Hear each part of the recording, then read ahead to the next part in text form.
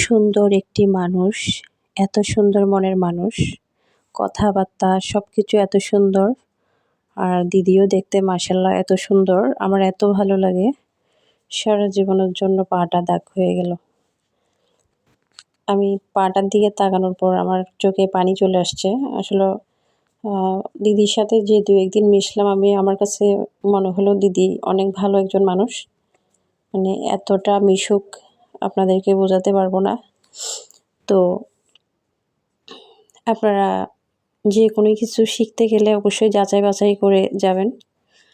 আসলে দায়িত্বকে দায়িত্ব মনে না করলে এই ধরনের হয়। আর হচ্ছে কাজ করলে কাজের মতো করে করতে হবে। একটি কাজ যখন আমি করব তখন হচ্ছে কাজটা হচ্ছে কাজের মতো করেই হচ্ছে দেখতে হবে, অবহেলা করা যাবে না।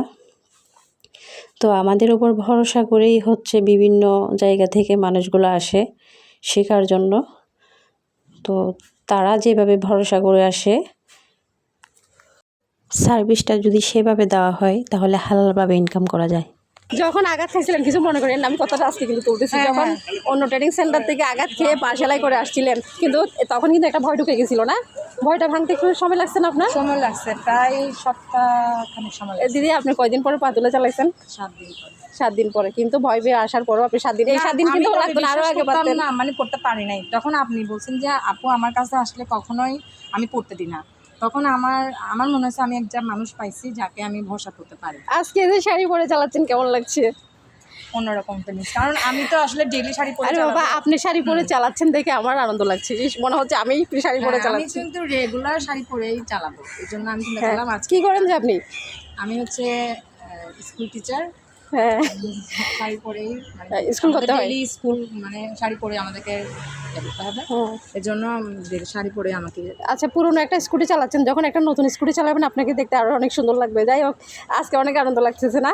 আমার কিন্তু লাগতেছে। অনেক আনন্দ। হ্যাঁ হ্যাঁ, কারণ হচ্ছে আপনি এক জায়গা থেকে ধোঁকা খাইছেন এক ধরনের, কারণ হচ্ছে ট্রেনার আপনার সাথে ছিল।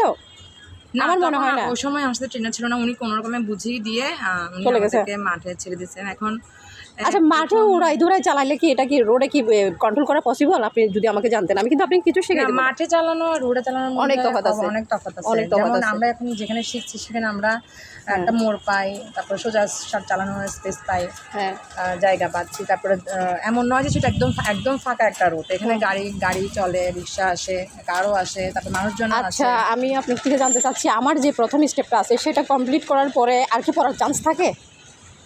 না, যদি ভালোভাবে ওটা করে, হ্যাঁ, মানে এক পাশ থেকে অন্য পাশে ঘোরানোর পরে কি আর মানে আপনি একা একা আমাকে ছাড়া এক পাশ থেকে অন্য পাশে ঘুরাইতে পারেন, মোড় ঘুরাইতে পারেন, তখন কি আর চান্স থাকে পড়ার? আপনি যদি একটু বলতেন, সত্যটা বলেন, অসুবিধা নেই।